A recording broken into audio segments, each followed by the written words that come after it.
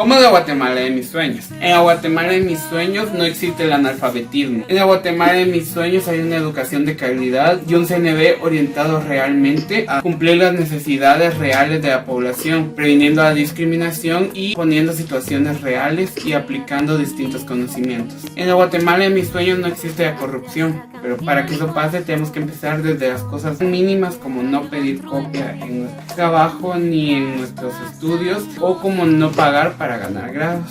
En la Guatemala de mis sueños hay un sistema de salud de calidad, pero para que esto pase debemos pagar nuestros impuestos a tiempo y de manera correcta. En la Guatemala de mis sueños no existe la drogadicción ni el alcoholismo. En la Guatemala de mis sueños todos los niños están bien nutridos. En la Guatemala de mis sueños ha desaparecido la delincuencia y la violencia. Taquer Rinub Alessandro Antonio Reyes Ramírez. Nutukpa, Tikayarem Halem, Diki Enap Og, Chuka Diki Panop Ag, Nijalajog, Kiwach Wina. Para hablar de respeto a las diferencias multiculturales y pluriculturales, tenemos primero que definir qué es cada una. Primero que todo, el respeto en este contexto se refiere a la veneración o la aceptación entre cada cultura de las costumbres de las otras. Es una actitud en la cual las culturas coexisten y conviven juntas. Y luego tenemos las diferencias. Las diferencias no tienen por qué ser nada malo, todo lo contrario. Cada ser humano es diferente y así también las culturas. Las diferencias son ideas contrarias, distintas o diferentes a las que tiene otra cultura.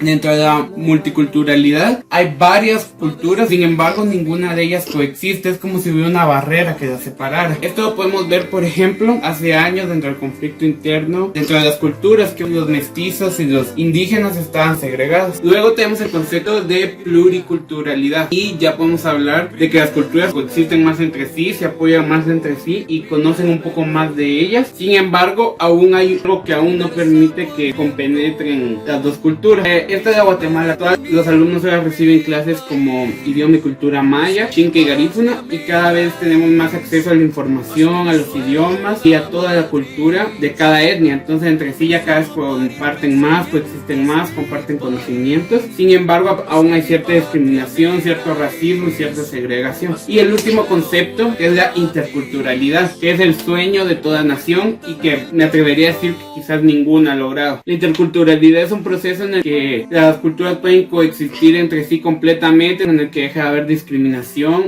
en el que hay apoyo mutuo entre las culturas y cada quien aprende de la otra. Tú me dirás, como el proceso de globalización. Parecido, aunque a la inversa, porque entre la globalización todos pensamos como masa, todos adoptamos las ideas de una cultura y todos nos volvemos una sola raza. Mientras que la interculturalidad plantea que cada cultura va a seguir existiendo, va a seguir teniendo sus valores, sus costumbres, sus creencias. Lo único es que cada vez van a ser más unidos y cada vez van a poder aprender más entre sí, van a poder coexistir y apoyarse más. Esta, como les digo, es la Guatemala que esperemos en un futuro logre. Ahora voy a hablar de cada una de las 4 etnias. Empecemos con la cultura maya. Esta cultura se hablan 22 idiomas, los cuales podrán estar viendo por acá. Aproximadamente 5000 años atrás ya existía esta cultura. Su periodo histórico se divide en preclásico, clásico y posclásico, y ya en la actualidad su vestimenta son prendas tejidas a mano. Entre las mujeres la parte más representativa es el huipil. Además de esto, cada uno de esos trajes típicos es diferente dependiendo de la etnia. Luego pasamos con los xinca. La cultura xinca está desapareciendo.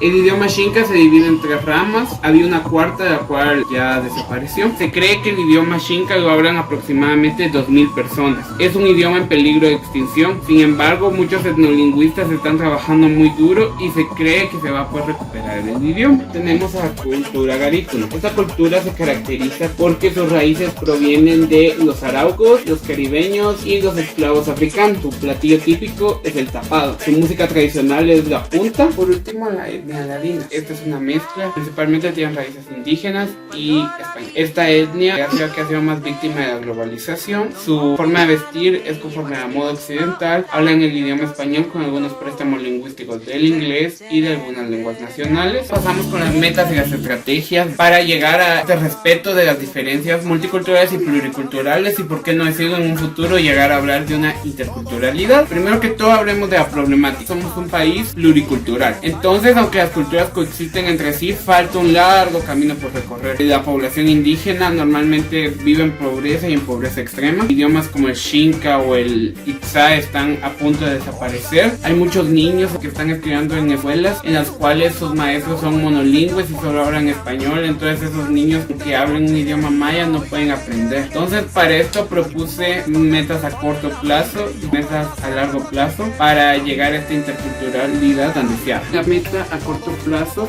sería dar capacitaciones a profesores de centros educativos, tanto públicos como privados, dentro del área San José Pinulo y áreas circunvecinas, explicando la importancia de subáreas que algunos profesores, no todos, consideran poco importantes, como formación ciudadana, catequel, productividad y desarrollo, y charlas acerca de sexualidad y educación inclusiva, para fomentar la no discriminación y el respeto y aprendizaje de las diferentes culturas, idiomas, idiosincrasias, creencias y un largo etcétera. Esta propuesta lo que busca es fortalecer tanto la no discriminación como el aprendizaje dentro de las diversas culturas, y no solo eso, eliminar el racismo en todas sus fases, hablando de discriminación por género, discriminación por edad, discriminación por color de piel, por etnia, por ideas, políticas, ideologías, por creencias, religiones y un largo etcétera. ¿Cómo lo vamos a lograr? Los profesores normalmente se han encasillado en enseñar matemática y lenguaje, y se han olvidado clases sumamente importantes como formación ciudadana, que busca evitar el racismo en todas formas, además de enseñarnos a ser buenos ciudadanos, o como productividad y desarrollo, que busca incentivar a la microempresa, forma en la cual podemos evitar la pobreza. ¿De qué manera vamos a hacer estas charlas? Primero que todo vamos a buscar el apoyo de la municipalidad para que se nos faciliten los permisos, incluso para algún financiamiento para poder realizar estas charlas. Luego vamos a capacitar a las personas que van a dar la capacitación